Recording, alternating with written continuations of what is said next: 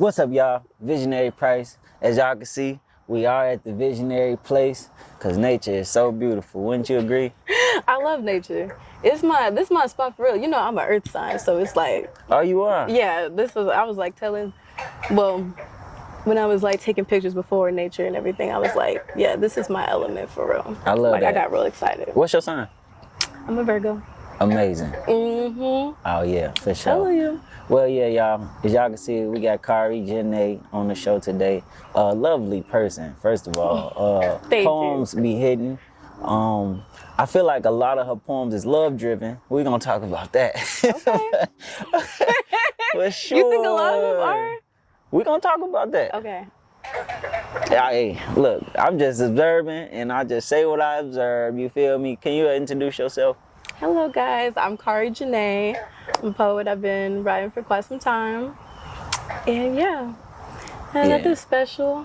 I'm just not getting in this for real, like consistently. So yeah, glad to be here. And I want to say that you like a rising star. Like honestly, like Thank you. when I first started Visionary Place, I think you was just starting. You know what I'm saying? Yeah.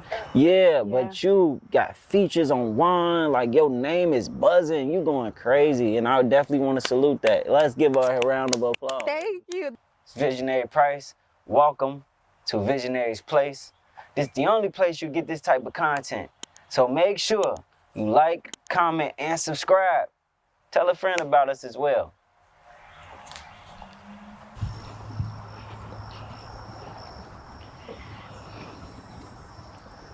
There's not a hot oil treatment in our black world that can define what black love had in store for us, but still I hope you keep me locked in your dreads.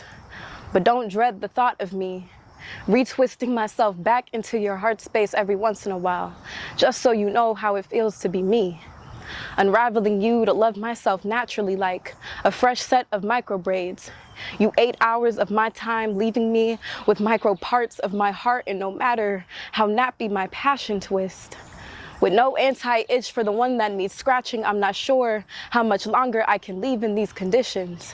In the back of my kitchen used to be scenarios of us cooking, but now that kitchen is closed, I'm sorry. I suppose I no longer have an appetite for butterflies clipped into my stomach, feeding into my two-stranded imagination. I figure it's time you wash me, go, embrace me as I am without feeling the need of your extension, 'cause self-love, when coiled, be like shrinkage.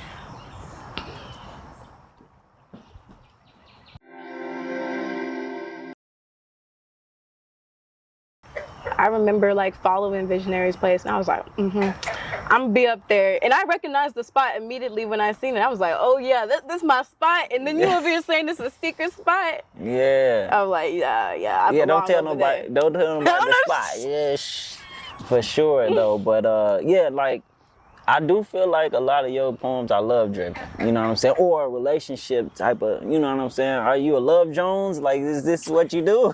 You know, it's funny you said that, because I did start off like, when I first started writing, it was all love poems, and it took me a very long time to steer away from that, and I was working so hard. I think I like just started to master that to a point where like now it's hard for me to write love poems.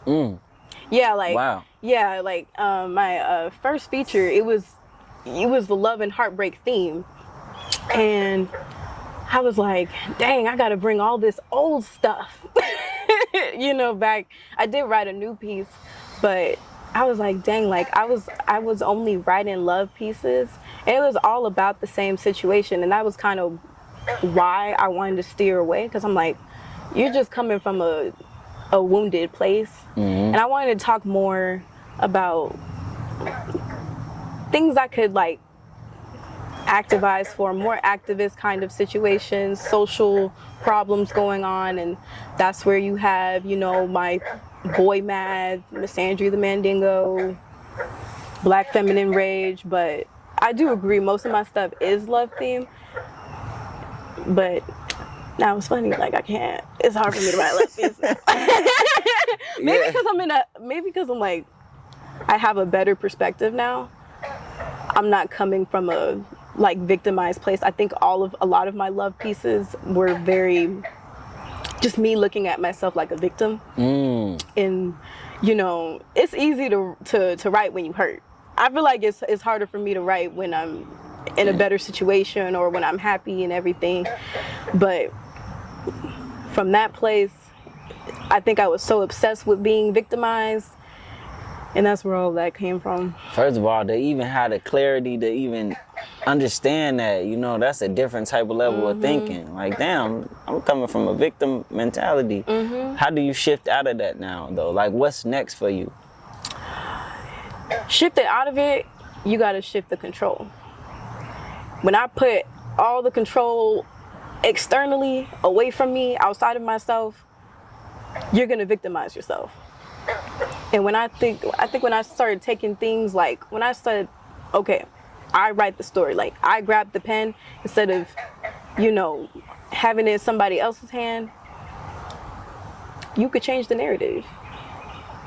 From, like, you know, if we're thinking first person to second person, that's me going from, or second person to first person, that's me going from victim to the one in control. Yeah. Or victim to victor, you know? Yeah, well, I like that. Yeah, for sure. Yeah. Shifting that mindset. Well, since you say that, you know, I definitely can't wait till I hear the more elevated pieces. Now, not to put pressure on you, like we said, don't try to make Pressure's good. But pressure make diamonds. That's fine. You know that's what I'm saying? Fire. I like you said that. But I'm saying, like, not to try to purposely do something. You know, just do it. Just feel it. Just, I don't know. Oh, no, yeah. That's what I meant. I'll never come out of a forced kind of, like, place. I don't believe in forcing things. I don't believe in making myself do things, because I can't really channel in authentic energy into anything that I do, whether it's work, career, relationships, if you're forcing something. Yeah. It should never go that way. Yeah, like I was telling you off camera, I realized that the most recent interviews I was doing, it was forced, because it was an interview. Like a conversation like this, it flows. You know what I'm saying? Whenever I try to steer it a certain way, it never goes that way. So I'm like, let's not do that no more. No, no, you shouldn't, because like I said, you want it to be a dialogue, not a script. Because, and that's how I go about my pieces too. I don't try to, like what I was saying before when I was talking about writing to perform versus writing to express. You know what I mean? When you write to perform, to me, that's like you're scripting. You're scripting. Why you? And even when that comes out in your performance, people are gonna tell: are you coming from a true place, or are you just acting out? No, for sure. Yeah. But I can say this: whenever I'm writing to, like, perform, I know where my bar is coming at. You know, Yeah. You gotta write the bars. You gonna know, like, this gonna hit type. But yeah, I think it's coming, like, more natural for me now. Like, sometimes I'll naturally, like, come up with a bar and everything, but there's forced bars. Like, you could tell, like, you just threw that there. Like, I didn't even catch it, like. Or even when you're forcing, like, a rhyme or something, you don't have to do all that. You could still get the message across without getting a strong rhyme or a super forced bar. Like, I'm starting to get real good at that, where I'm just, you know, I'm creating a bar and I'm like, I didn't even know that was a bar. I just thought of it and it works and everybody catches it. That's even better. Yeah. No, your pen is amazing, though, for somebody who make love. Sorry, I don't want to throw you in that box. No, but it's okay. It's okay. For somebody who make love poems, you got bars in them, though. I'm not gonna lie, like, a lot of them times when people say love poems, I'll be like, this is tough to get through.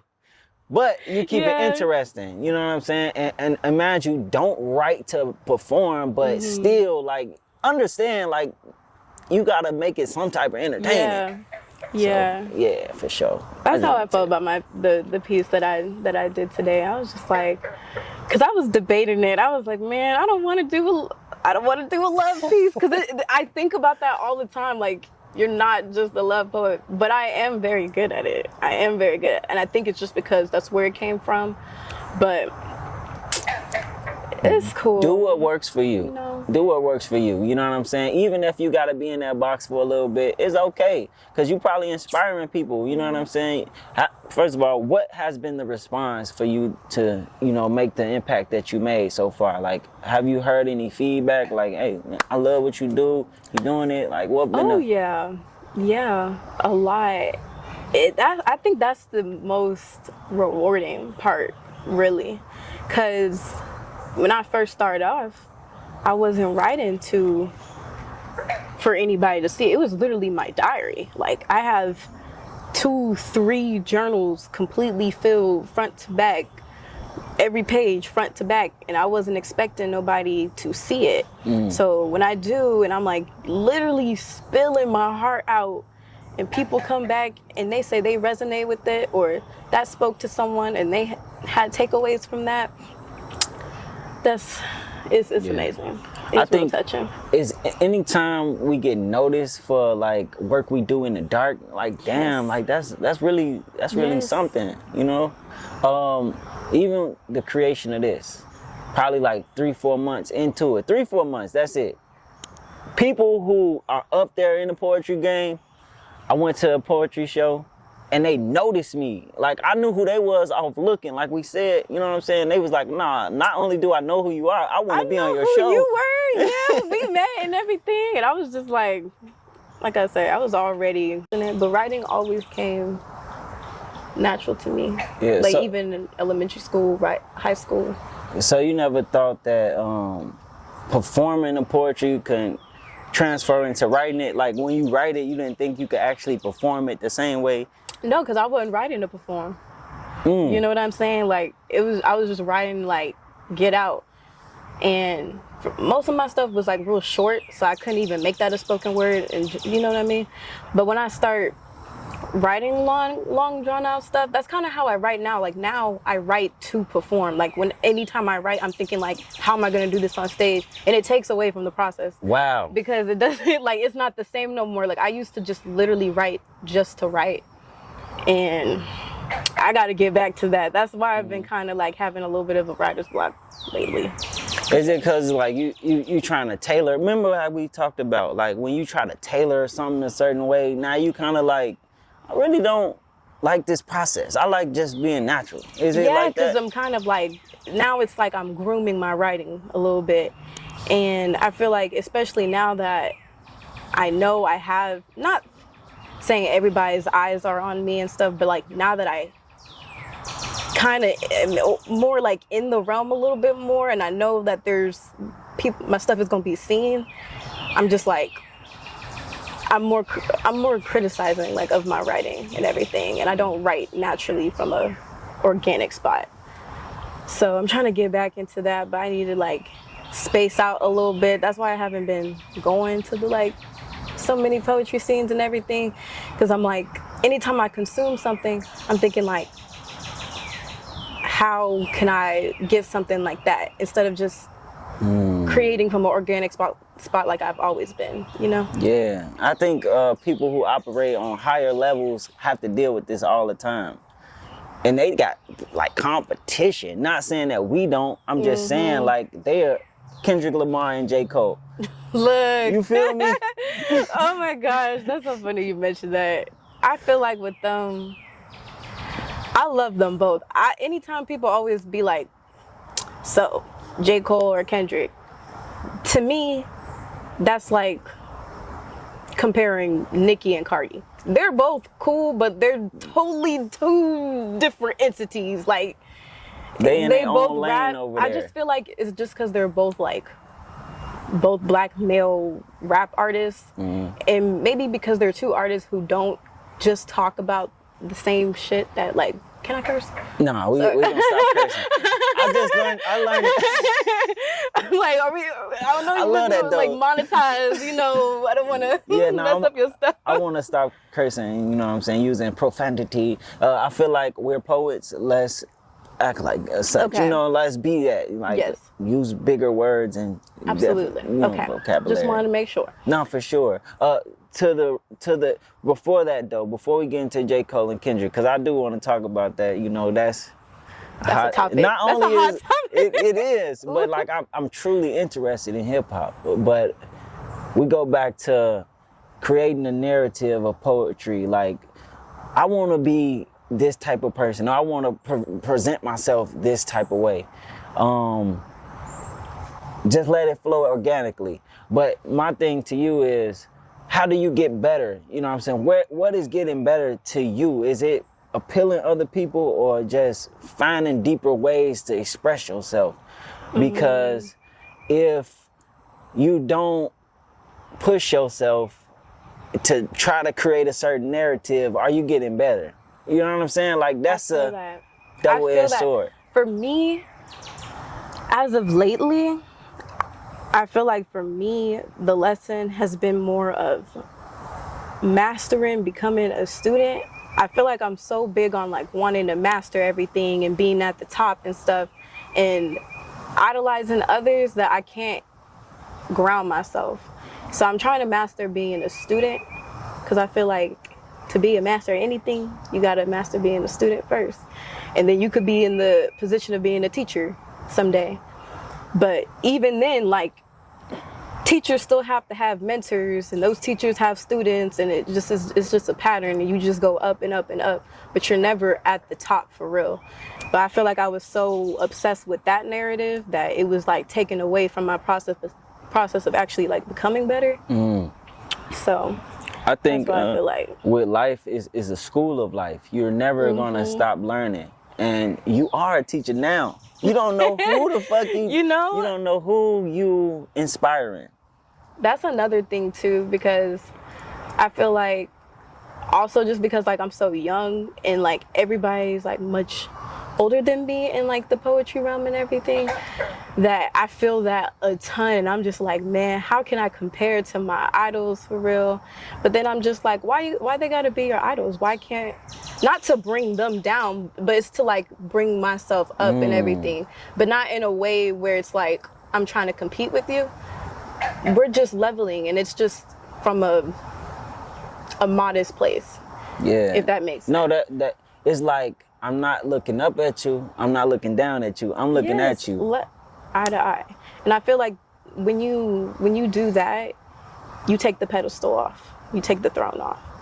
And then you could actually like approach situations from a willingness to learn and everything, except, you know, a willingness to beat somebody or compete with somebody. So I think it's like, how can you can appreciate somebody's work, like genuinely, like, I love what you do, you know what I'm saying? But it ain't more so like, oh, I love what you do, you know what I'm saying? Like, you exactly. For like, I'll say an example, like one of my like biggest idols, like in this, I don't even say like industry, but like poetry industry the or whatever. Realm of poetry. Yeah, I like the word realm better, you know, because industry just sounds like too robotic. But Kyla Janae Lacey, I met her at her, I don't say her first feature, but she's one of the ones that I've been watching for years. And I met her, and when I realized like she was just like treating me like, one, she came up to me and she's like, your poem was great. And I was like, you were paying attention to me? Like, someone like you? And I'm just like, why do you do that? She's another person.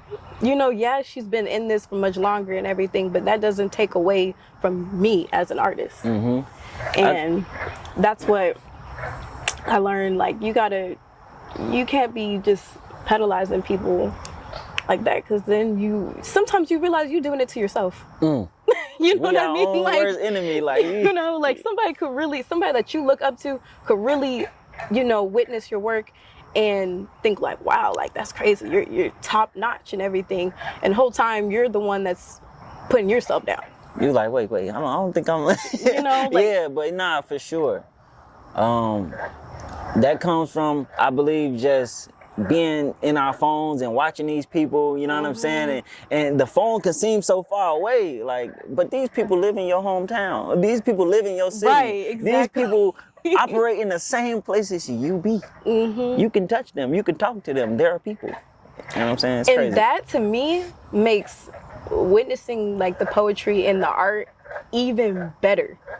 Like, not even just because I'm up front and it's live, but also like when you level with a person, you're looking at their work from a more honest perspective, seeing them as another human, not a celebrity or something that you think is bigger than yourself, because that's an image that they consume for themselves. You could tell it's not really honest to them, because it's all the same stuff, you know.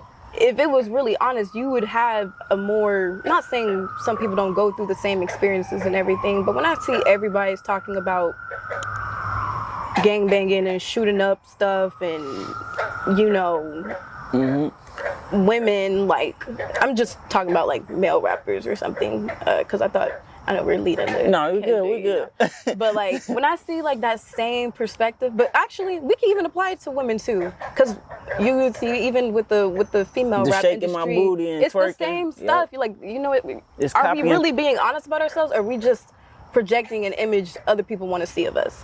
Because that's what sells. You know what I'm saying? Like, just because it gets the most attention, it doesn't mean it's the right attention. No, you know? for real. And you hit on a key piece. It's like a copy and paste, like who cloned Tyrone. Like, we know what works. Let's just keep doing this. Exactly. And these people, these artists, are literally copying and pasting. They're not spitting what they actually know, their life experience, right? And I've been a rapper for a long time. I promise you I was. I started probably like 5th grade, 6th grade. I wasn't a poet before that. So I know when somebody telling the truth and when they not.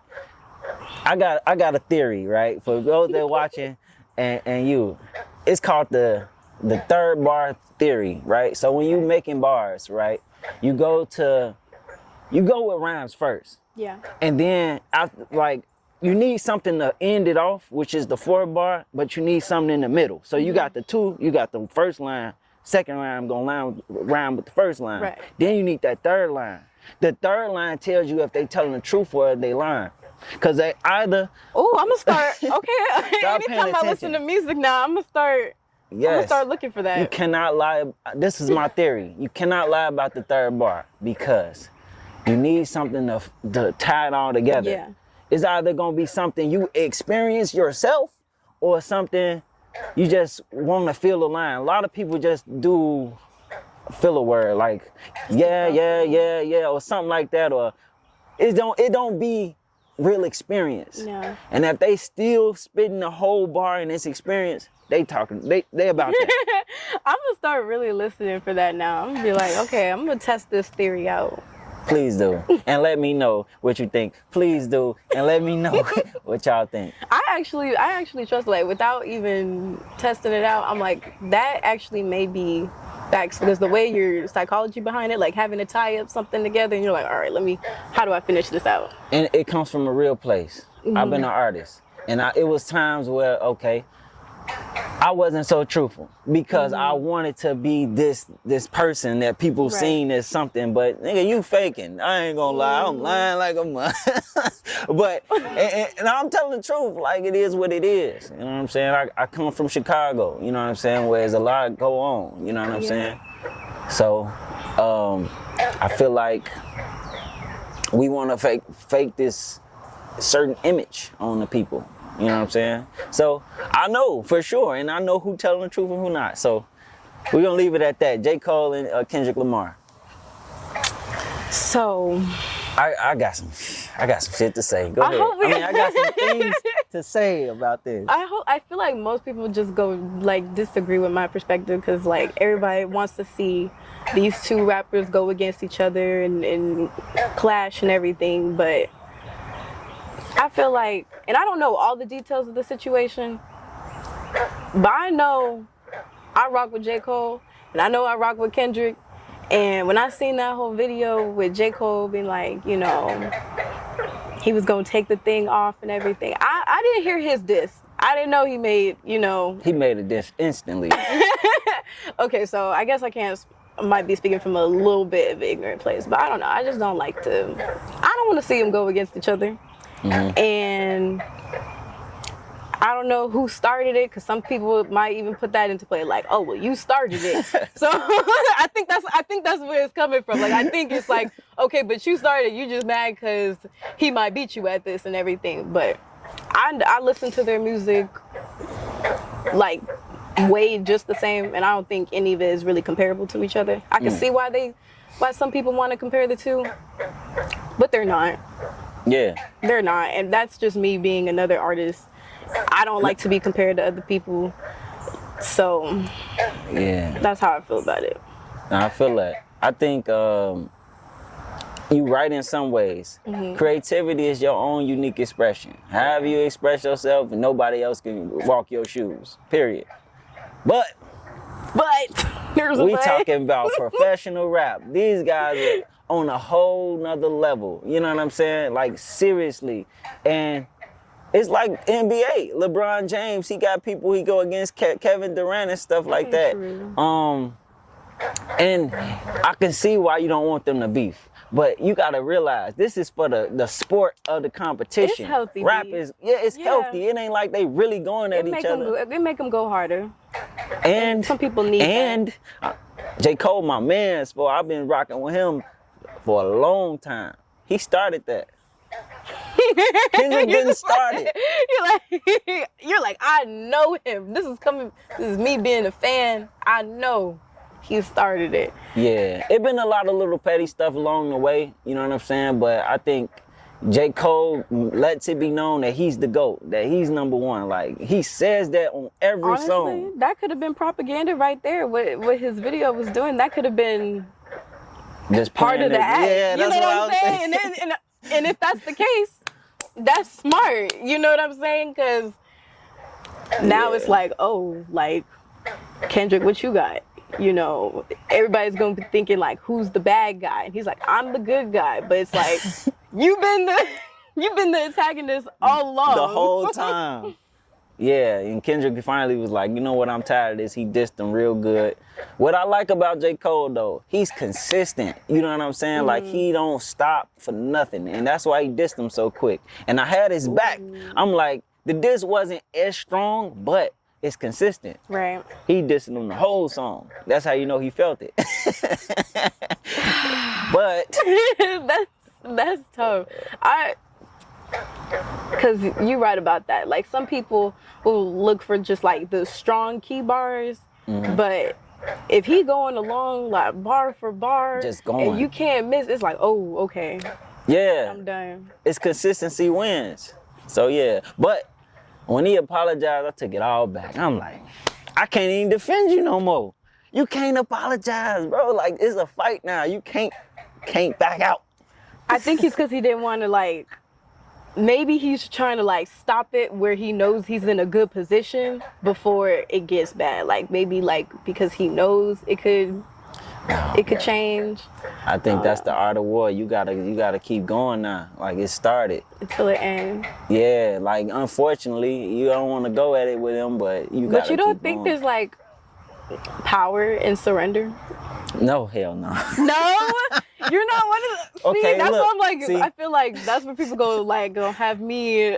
No, I love that though. I love that though. It is power in vulnerability, but not surrender, because he even knows that. He apologized. He was like, I got my chin open.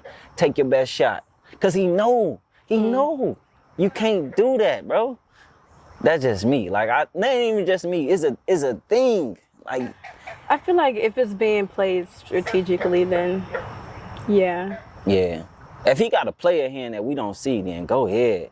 But because that's what I think it is. Now that you like said everything that you said before, I'm like, hey, that could have definitely been just a playing card and it was phony. And in that case, you know, your surrender don't weigh as heavy as it could be. But yeah, it could be a Trojan horse. For people that don't know what that is, I think back in the day they had like a war, and one of them gave the other side a Trojan horse, and but all their soldiers was loaded up in that horse. And when they let it in their community, yo, you heard about that? Yo, so yeah. That could have definitely been what it was, and I probably wasn't seeing it before. Now, because if you think about it, like in terms of the art of war, that could have, it makes sense. It makes sense. And for J. Cole, I would only expect something like that because he plays smart. For sure. You gotta admit that. Yeah. You gotta admit that. He played chess. So It's a beautiful thing.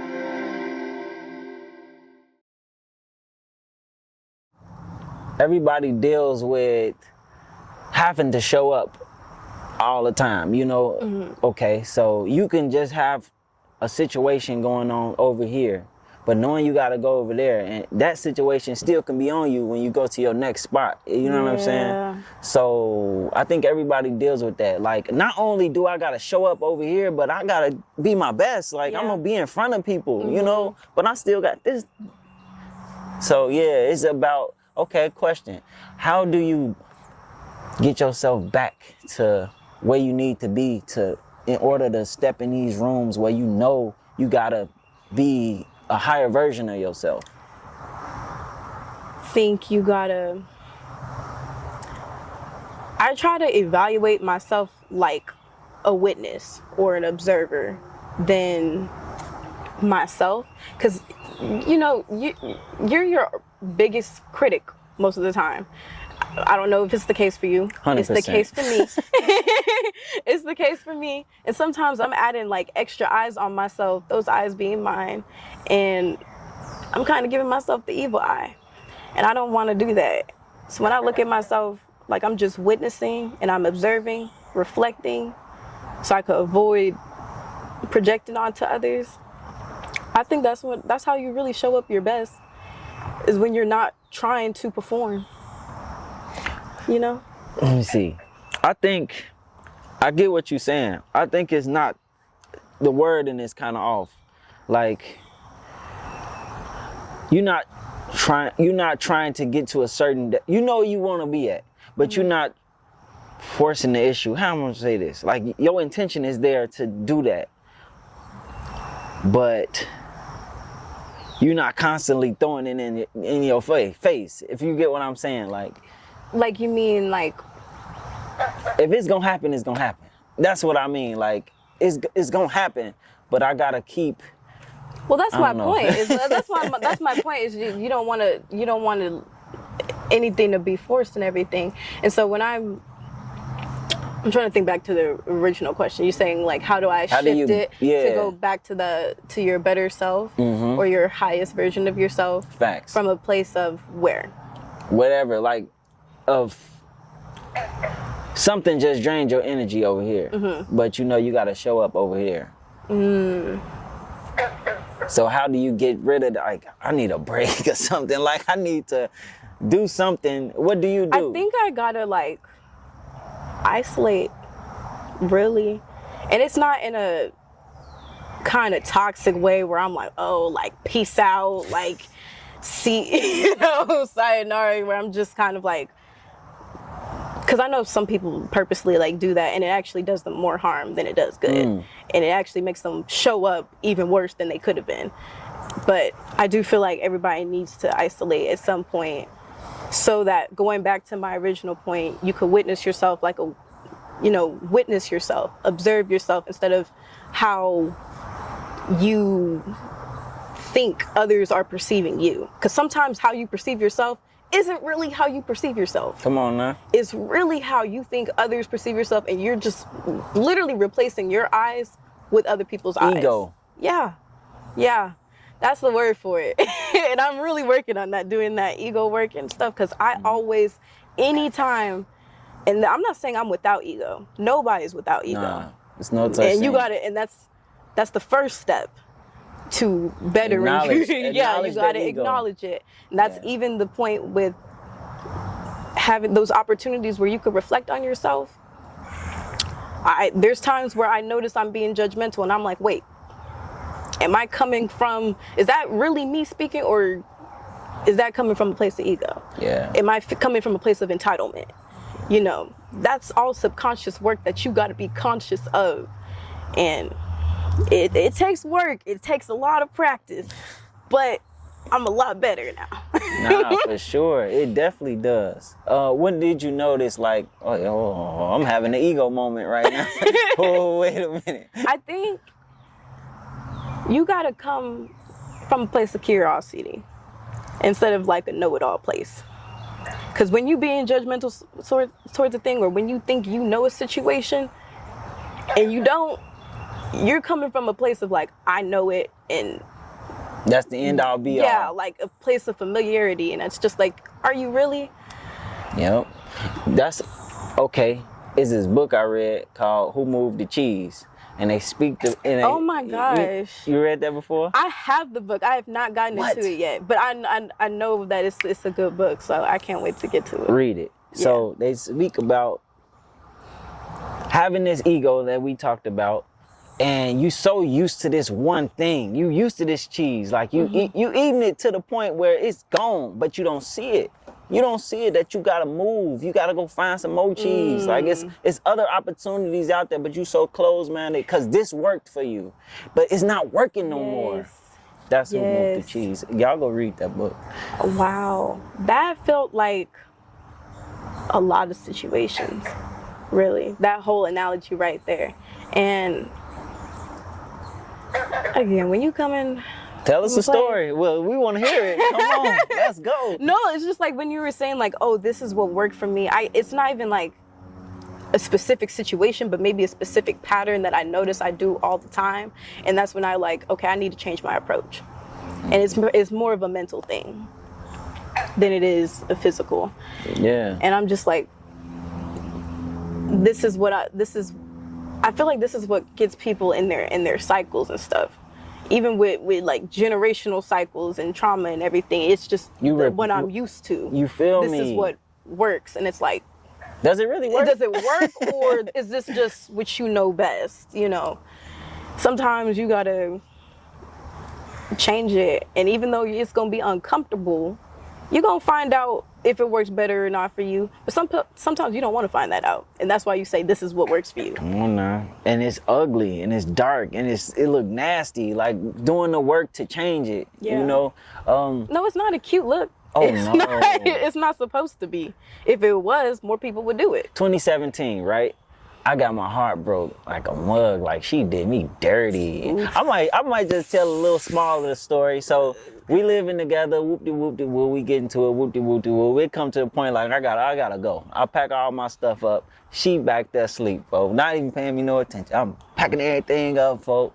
I'm walking out the door. I grab my last little item. She go open the door for me like this. And then she opened the door hold for on. Wait a minute. It get worse. Okay. All right. Picture, you got all your stuff in your hand. You walking out the door for the last time. She opened the motherfucking door. I went through the door. I looked back. She was like, bam. Oh wow. And she no, you had me and she opened the door for you. I was like, yo, that's crazy. Yeah. Like, she was like, you gonna walk out, I'm gonna help you. Yeah, for sure. But I said all that to say, I know that was a crazy story. Yeah, she looked at me, bam, shut the door on me. So I went back home and started all over. You know what I'm saying? Like went over everything. Like, what did I do right? What did I do wrong? How could I get better? You know what I'm saying? And it was dark, but I picture myself like a seed getting planted in the soil. Mm-hmm. I had to go down to them roots and really find myself again. Mm-hmm. Like, it was dark. Usually, I'm not gonna lie, I run to another relationship or just like looking for some comfort. You know what that's like. Yeah. You feel? She like, yeah.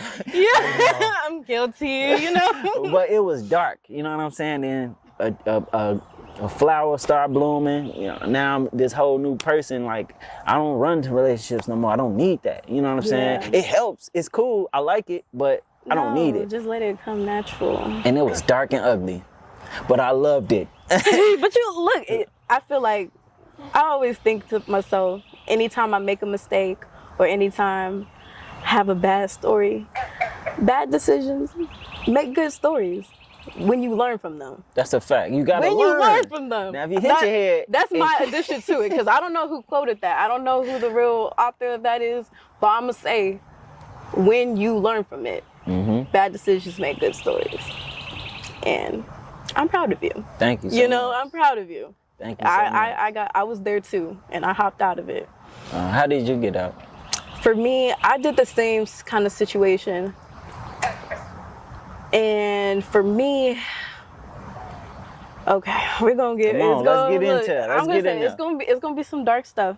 It's gonna be some dark stuff, like, you know, trigger warning, because it wasn't even like a relationship, but so 2022, end of graduation, I was assaulted, and the way I coped from that was not healthy. Most people coming out of that situation, they want to isolate themselves. They want to isolate their bodies. And in a way, it was hard for me to even look at myself, like, you know, in the mirror and everything. But I acted out. And I had a little phase. I was just running into situations because to me, that was an illusion of taking control back of my body and everything. Sometimes I would put myself in these situations where I think I have control, and I'm really letting the trauma control me, and it's not really myself for real.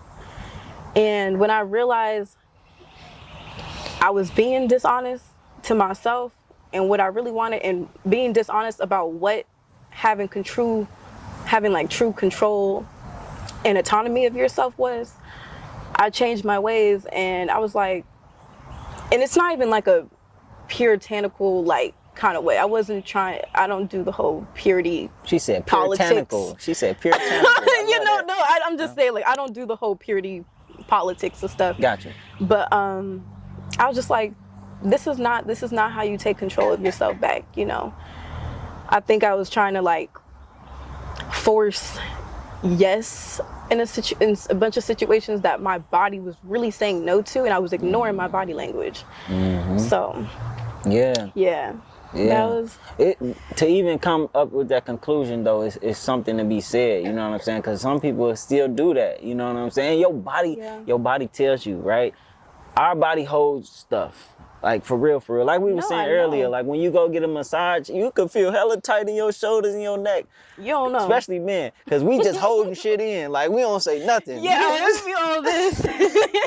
all that tension, that's what that is. You feel me? And women hold tension at the lower part, you know what I'm saying? In the hips and everything. The body knows trauma, like, for sure. So I think that helped a lot for me, really. I was just thinking about like the massage, but also thinking about like experimenting with like experimenting with touch in a way that it's not sexual, I guess. You know what I mean? Because like for me, when I got like started doing like massage and everything, I was like, this is a different kind of pleasure. This is a different way of pleasing myself in a way where I could cut somebody else out the picture. Mm-hmm. You know? Yeah, it's not sexual. It's more so just, it's very intimate and it feels good, but it ain't sex. You know what I mean? This. And I feel like I was like forcing that, and that did not go well in that situation. The term is like called like hypersexuality and everything, and you put yourself in those situations. A lot of times it's in cases of like statutory, you know, rape and everything. Mm-hmm. And it's a hard situation to come out of, but I'm glad I did, because it wasn't working for me. I wasn't myself. I feel like a lot of people do that to themselves, even if they're not actually acting on the situation. Mm-hmm. With the whole like hypersexualizing in the media. Even that is a way to cope with something deep down that's not being addressed. Yeah, and that's why the phones is so dangerous, because you could be on your phone and just looking at stuff like that and thinking it's okay. The whole time you damaging yourself, because whatever we take in, we let out. Yes. That's food. You are what you eat. You feel me? And I watch what I consume on my media. Food ain't just what you eat. It's what you take in, the opinions of others, who you're around, whoop-de-whoop-de-whoop. But you could control your algorithm. Like, if you can diet your algorithm. But that phone know what you like. That phone know what you like. I'm gonna tell you that. It do. But I even think about like even Instagram and stuff. Like, I used to just have only like IG baddies and, you know, a certain look. But then I started liking quotes, liking poetry videos, liking things that motivate And then me. it starts showing you And it different. started regurgitating that back on my screen, and I'm like, this is where we need to keep it at. I love that. Sometimes I purposely not like an image or do the whole like dismiss this. I don't want to see that shit. I don't wanna see I don't that. want to see that thing no more. Yeah. Well, Only since more you talk people about social media, how can they follow you? How can they find you? My social media is, so we're going to talk about my Instagram. It is Love Me Easy, spelled normally. So that's LOVEMEEASY. That's really the main thing that I use. That's just me secretly promoting a book coming out soon. Ooh, Love throw me it out easy, there. you Love her know. easy. Don't play with her. You feel me? But yeah, my name's Cari Jane. And little fun fact, I'm gonna throw it out there. Cari means beloved. So, and to me, I break that down to be loved. That's the whole connotation with the whole Love Me Easy. I'm gonna explain that further in the book. So, Hey, look out. go get that book. And not only that, make sure y'all come back because she will be back. I'll be back. Look, For sure. I love this. I love what you're doing here. This is good for the community.